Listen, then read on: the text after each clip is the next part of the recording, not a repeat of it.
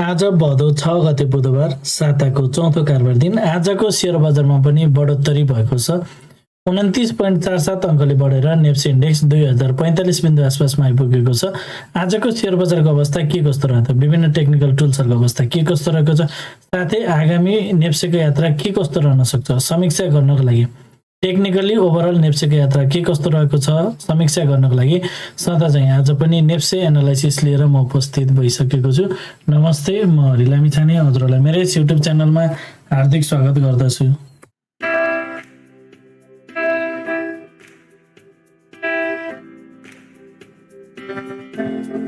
यस YouTube channel मार्फत मैले share बजारसँग सम्बन्धित विभिन्न किसिमका भिडियोहरू लिएर आउनु भएको हुनाले यदि हजुरहरूले अहिलेसम्म पनि मेरो च्यानल सब्स्क्राइब गर्नुभएको छैन भने कृपया च्यानल सब्स्क्राइब गरिदिनु होला र भिडियो पुरा हेर्नुभयो भने हजुरहरूले मैले भन्न खोजेको कुरा सबै सजिलोसँग बुझ्न सक्नुहुनेछ।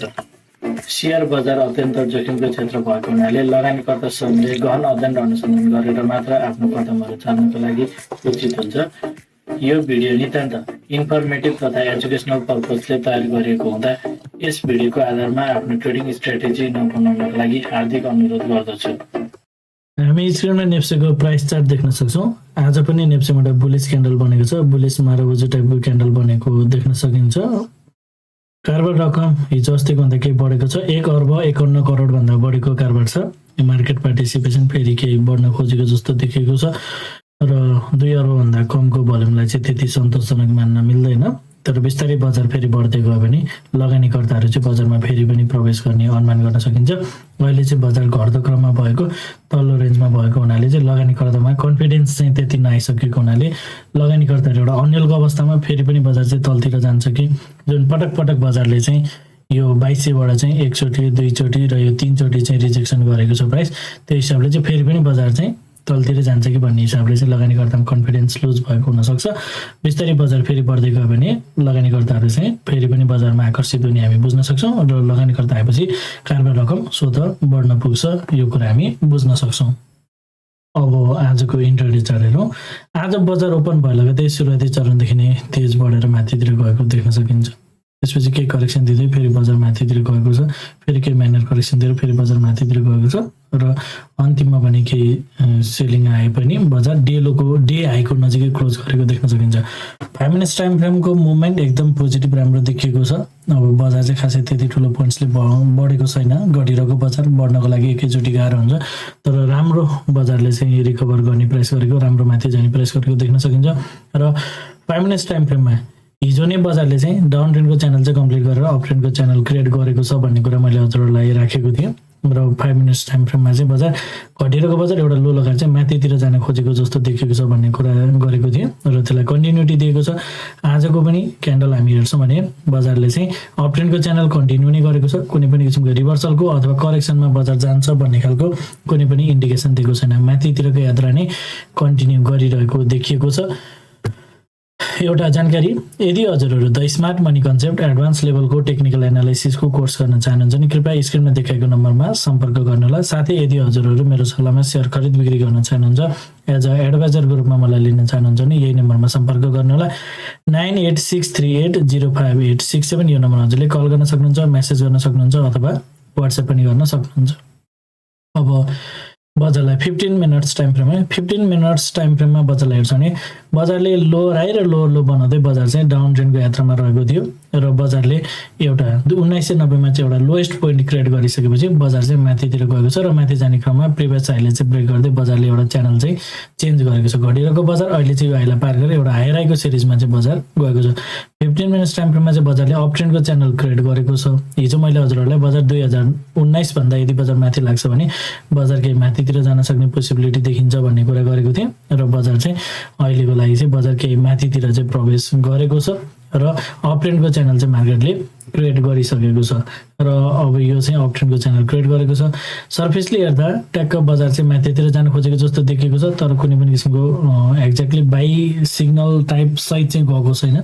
बजार चाहिँ केही तल आएर लगभग अब आगामी दिनमा बजारले चाहिँ यदि पुलब्याक दिन्छ भने बजारले चाहिँ लगभग तल आउने क्रममा यो अहिले यतिखेरसम्मको लागि चाहिँ यो तल्लो लेभलमा फेरि पनि 2000 को आसपासमा 2007 वा त्योभन्दा तलतिर यो लेभलमा आएर चाहिँ अनि बजार यसरी माथितिर गयो भने चाहिँ एउटा भ्यालिड बाइ सेटअप हुने हामी बुझ्न सक्छौँ। यदि बजार यहीँबाट माथितिर जान्छ भने अप ट्रेन्ड कन्टिन्युएसन छ, बजारको टार्गेट चाहिँ माथितिर नै हामीले सेट गर्न सक्छौँ। अहिले चाहिँ सार्प अप ट्रेन्डमा नै गइरहेको देख्न सकिन्छ र बजार यदि केही तलतिर आउँछ भने चाहिँ बजारको लागि चाहिँ 2000 भन्दा माथितिरबाट नि फेरि पनि बजार माथितिर फर्किन्छ कि भनेर हामीले हेर्न सक्छौँ। यो 15 मिनटको स्ट्रक्चर अनुसार चाहिँ हामी त्यो कुराहरू हेर्न सक्छौँ। अब आवरली टाइम फ्रेमहरु, आवरली टाइम फ्रेममा बजारले चाहिँ अगाडिको लोको जाँचमा लोअरले नै बनाएको छ। यो 2000 को जुन लो थियो त्यसको आधारमा 1990 मा अर्को लोअर लो क्रिएट गरेको छ।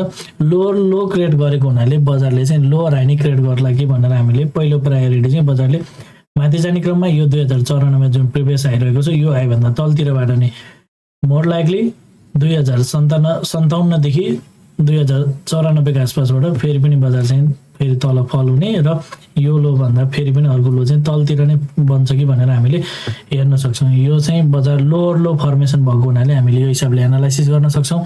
यदि बजारले यो रेन्जबाट चाहिँ तलतिर आउँदैन र बजारले यो लेभललाई चाहिँ पार गरेर यदि माथि जान्छ भने बजार चाहिँ यो 2094 ले कटेर माथि दिएर जान्छ भने चाहिँ त्यसपछि बजार चाहिँ एउटा अप ट्रेन्डको च्यानलमा जाने आवरली टाइम फ्रेममा मार्केट चाहिँ बुलिस हुन्छ। त्यसपछि बजारको टार्गेट चाहिँ माथितिर अरू नयाँ टार्गेटहरू चाहिँ एचिभ गर्न जान सक्छ। यो हिसाबले फेरि पनि अप ट्रेन्डको च्यानल चाहिँ कन्टिन्यू हुन्छ भनेर हेर्न सक्छौँ। तर 2094 पार नगरेसम्म चाहिँ बजार फेरि माथि गए पनि फेरि तलतिर के आउँछ कि भनेर पहिलो प्रायोरिटी चाहिँ हामीले हेर्नु पर्यो तल नै आउँछ भनेर। यदि तल आउँदैन र यसलाई पार गरेर माथि जान्छ भने चाहिँ 2054 खर्चन चाहिँ hourly time frame market fully bullish हुने हामी बुझ्न सक्छौँ। त्यसैगरी डेली टाइम फ्रेम हेरौँ। डेली टाइम फ्रेममा आजको क्यान्डल हेर्छौँ एउटा बुलिस क्यान्डल बनेको छ। हिजोको क्यान्डल चाहिँ एउटा रिभर्सल टाइपको क्यान्डल थियो, घटिरहेको बजारमा एउटा रिभर्सल टाइपको क्यान्डल चाहिँ हिजो बनेको थियो र हिजोको क्यान्डलले बजार केही रिभर्स हुन सक्छ भन्ने कुरा थियो। आजको क्यान्डलले कन्टिन्युसन दिएको छ र आजको क्यान्डलले आगामी दिनमा फेरि बजार माथितिरै जान सक्ने कन्टिन्युटी राख्छ। त्यो पोसिबिलिटीमा अप ट्रेन्ड कन्टिन्युसन क्यान्डल हो, सो बजार माथितिर जान सक्छ भन्ने आजको क्यान्डल इन्डिकेट गर्छ।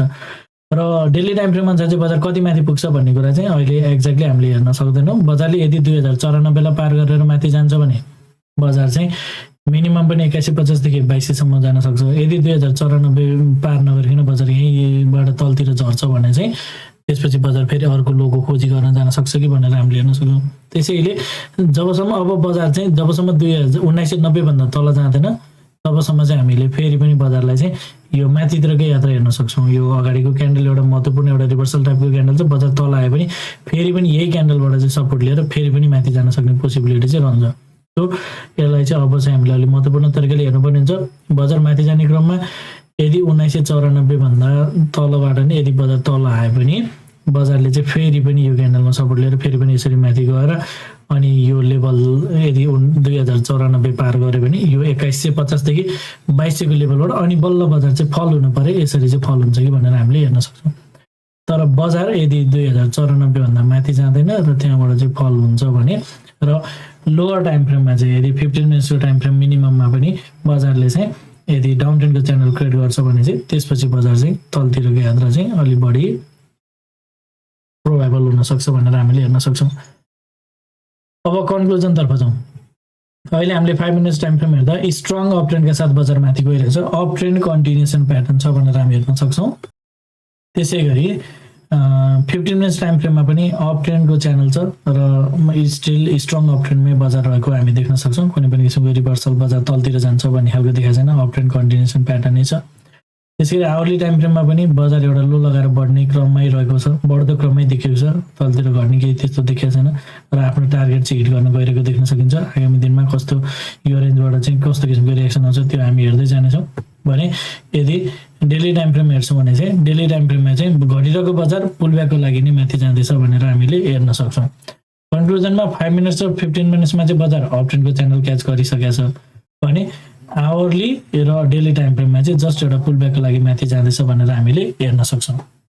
ट्रेडिङ स्ट्राटेजी आफ्नो हिसाबले गर्नु होला। सेक्टर र स्टक हेरेर हजुरहरूले आफ्नो लगानीको रणनीति बनाउनु होला भन्न चाहन्छु। हजुरहरूलाई मेरो भिडियो के कस्तो लागिरहेको छ कमेन्ट मार्फत जानकारी गराइदिनु होला। भिडियो मन परेको छ, उपयोगी भइरहेको छ, भिडियोले हजुरहरूलाई केही सहयोग पुर्याइरहेको छ भने भिडियोमा एक लाइक भने अवश्य गरिदिनु होला। साथै च्यानलमा नयाँ हुनुहुन्छ, पहिलोपटक हेर्दै हुनुहुन्छ अथवा अहिलेसम्म पनि च्यानल सब्सक्राइब गर्नुभएको छैन भने च्यानल पनि सब्सक्राइब गरिदिनु होला भन्न चाहन्छु। हवस् त, धन्यवाद, नमस्ते।